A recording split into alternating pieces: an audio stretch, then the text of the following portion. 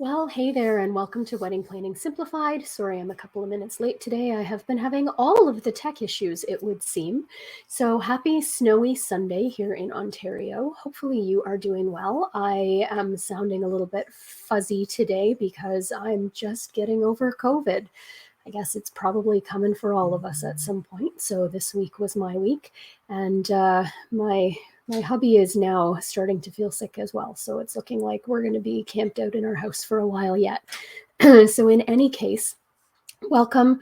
Hopefully you're doing okay and you are feeling good and you're ready to chat just a little bit today about the last in our Making Choices series, which is choosing a date. So, if you are early in your wedding plans and you haven't yet chosen a date, congratulations, it's so exciting. There really are no wedding police here. There are never any wedding police. But I just wanted to talk today about a couple of things to think about that may play into your decision of a date. And you may choose to take everything that I say and completely throw it out the window, which is also fine. So there are kind of two ways to very initially start the date search. One of them is to think about a date that's meaningful for you and your partner or that works for your families and to build the wedding around that date. The other is to start with venues, for instance, usually being the first thing that you would start booking, and to kind of build around that when you go to see a venue that you fall in love with, finding out what their available dates are and working from there.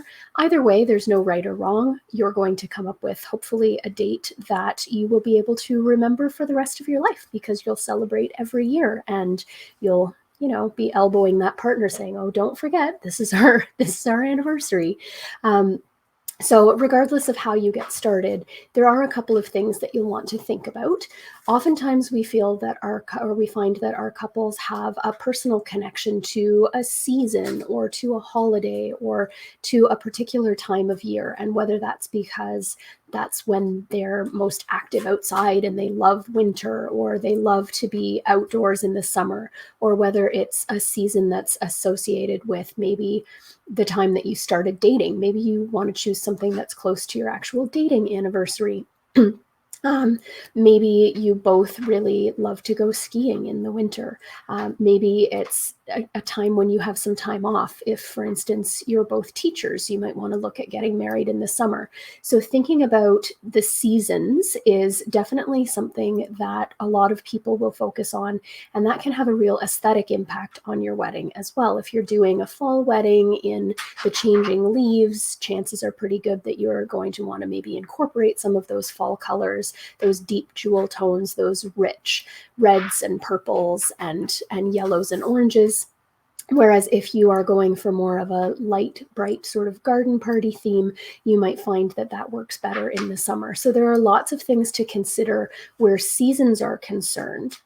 But one of those things also that kind of relates to seasonality that you might want to think about is guest availability. So when you're thinking about that initial date, think about whether or not your guests are likely to have pre-existing travel plans. Maybe all of your cousins rent a cottage every summer during the same week. You're going to want to try and avoid that week. Maybe it's more easy for your guests to travel during the summer because maybe you have a lot of teachers in the family. Thinking about that kind of thing. And in terms of seasons as well, if you're thinking about a winter wedding, is it going to be a problem if there is a big snowstorm and all of a sudden a lot of your guests can't access the location where the wedding is? So seasons and guest availability kind of play hand in hand. And another thing you'll want to think about there are long weekends. Some of our couples love long weekends because they are a time when you could have a wedding on either the Saturday or the Sunday and still have an off day or a travel day either side of it for your guests. So that might be something that's attractive. Or the flip side of that might be that your guests actually already have commitments on the long weekend and would prefer not to try and squeeze your wedding in there. Regardless, if you are having a wedding in a peak travel season, let's say over the summer or during March break, or on a long weekend, especially if you have a lot of guests who are going to be coming in from a far distance out of town or perhaps overseas, you'll want to make sure that you give them lots of notice so that they are actually able to make their travel plans. And you also need to think a little bit about life circumstances when you're coming up with your wedding date. So not only your life circumstances, but your families and your guests. We see a lot of times where, our couples are getting married and they also have a sibling who's newly engaged. So do you want to avoid having those weddings on the same year? If you and your sister are both getting married in the same year, that's an awful lot to ask of your parents and any other siblings, especially if there's a financial commitment from parents. Perhaps you might want to spread it out a little bit so that your wedding is taking place in a different year. You might also want to think about life circumstances like jobs and school. Is one of you starting a new job? Is one of you starting a new school program? Things like family members who might have illnesses. Those are things that sometimes we see impacting on decisions of when to get married. Is there a family member who's ill and you want to have the wedding sooner than later to make sure that they're there, or later to make sure they've recovered? There are all kinds of life circumstances to think about, and don't get your blinders on when you get engaged and think just about the two of you. You want to expand that to both of your extended families if it's important to you that those people are there. Now, something else we see people considering when they're choosing their wedding date is the actual physical number on the calendar. And these are things that different faiths have different beliefs about, or there are certainly some superstitions surrounding particular dates in different cultures and different heritages. So, if you're thinking of having a Jewish wedding, you will probably be avoiding the Saturday, the Sabbath. The Friday's the Sabbath, but then, coming over into the Saturday. Jewish faith also believes that Tuesdays are lucky. So a good Tuesday wedding is something you might want to consider. Some Asian beliefs have different ideas about numbers being lucky and unlucky. 8s are lucky and 4s are unlucky. We also see a lot of people looking at the actual symmetry of dates. So 2020, for instance, had it not been for COVID, would have been a really interesting year in that Saturday is traditionally the most popular wedding day, and the most popular wedding months are from May through October. And in 2020, June the 6th would have been a Saturday, so 6/6/2020, August the 8th, 8/8/2020, and October the 10th, 10/10/2020. So we saw a lot of people who were booking for those dates. Just this past month, we had 12/2/2022, so February the 12th. And if those are things that you're interested in, definitely maybe start planning a little bit earlier, because those are things that other couples will also be interested in. There are certainly lots of other things that will play into your decision. Off-season pricing is something that you may want to think about. Like I said, typically weddings in our part of the world happen mostly between May and October. But if you're choosing to go with an off-season date in the wintertime, or perhaps a midweek date, avoiding those popular Friday, Saturday, Sunday days, you might be able to get a couple of deals in different places from your venue, from some of your vendors, because they might be willing to offer discounts on those days when otherwise they might not be booked.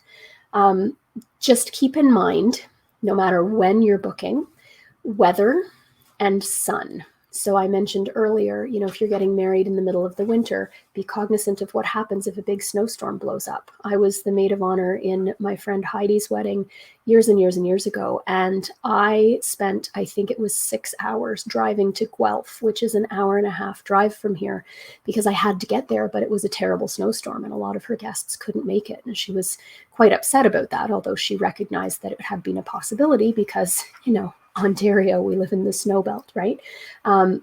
But think about whether not only from a snow perspective, but from a rain perspective.